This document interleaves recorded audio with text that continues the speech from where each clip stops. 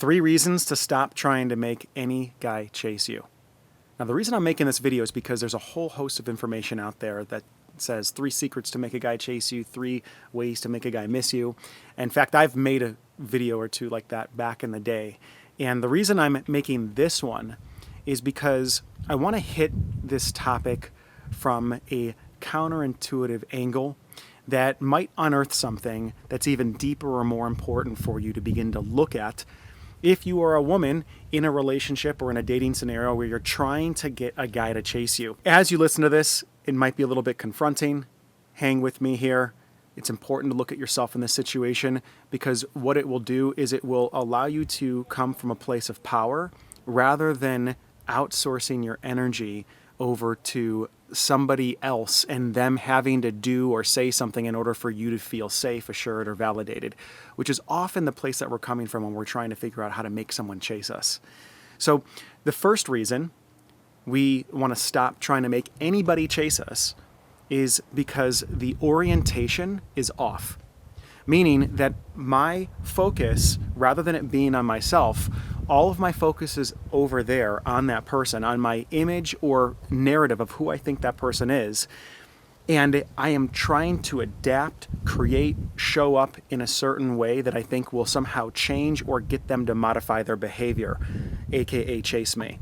And if I just change enough and I shift things around enough within me, then suddenly I can get them to come forward towards me. What that does is it can naturally create a stance of inauthenticity, because if we're too focused over there, we can end up losing ourselves in the dynamic.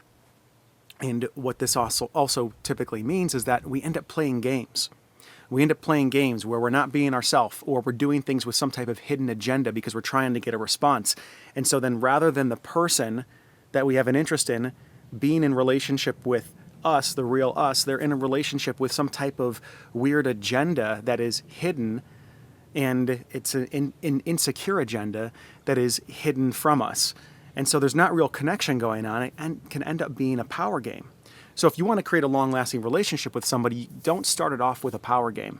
A power game creates competition, it creates a win-lose scenario, and it's not a foundation for something that's going to last. Number 2, by being in the orientation of trying to get a guy to chase you, you also create a game where you make it impossible for yourself to actually be vulnerable and transparent.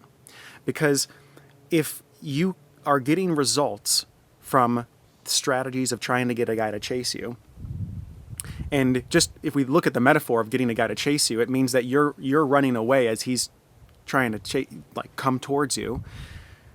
What happens when you actually turn around and show your heart?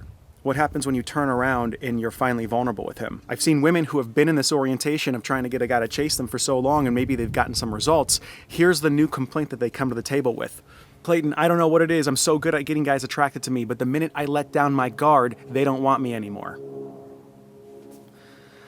Well, that's somebody who's gotten really good at the attraction phase, gotten really good at getting guys to trigger guys into wanting to pursue you. But then when you turn around and actually show them who you are, suddenly they don't want you anymore. It's really unfortunate. So we don't want to create a situation in which you don't actually get to be vulnerable, where you don't get to show who you really are, because if you do, they reject you. That's a painful situation to be in. And again, that'll have you getting stuck in the dating phase, maybe dating a bunch of different people, but not ever really being able to be known or vulnerable because the guys drop off because there's no skills in that area of being vulnerable and transparent. And then here's the third reason to stop trying to get guys to chase you, because this ties into number 2, and it's one that we need to take a good look at. Who is this man that you are trying to get to chase you? Why? Why are you trying to get him to chase you? Why isn't he already coming in? Why isn't he presenting himself in a way in which you don't even need to be asking that question about whether or not you can get him to chase you? That says something right there. So if we are putting out the wrong bait, okay, by being in this orientation of trying to get someone to chase us, what you might end up attracting is men that are addicted to the chase.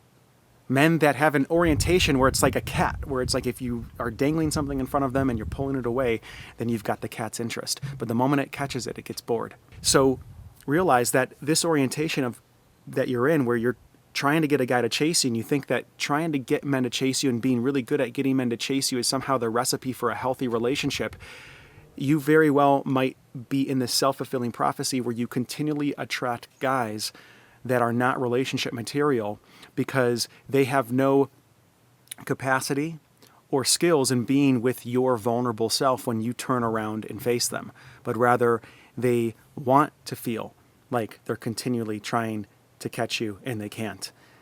They want to feel that you are emotionally distant from them. And therefore, then you got to stay emotionally distant in order to keep their interest. And that just sounds exhausting. And it also sounds like a really disabling path if you're looking for love. So those are the 3 reasons for getting out of this orientation. Stop trying to get guys to chase you. Stop trying to get the guy to chase you. If you're trying to get the guy to chase you, he might not be your guy. And you know how you find out? Do nothing. Hang out. Relax. Lean back.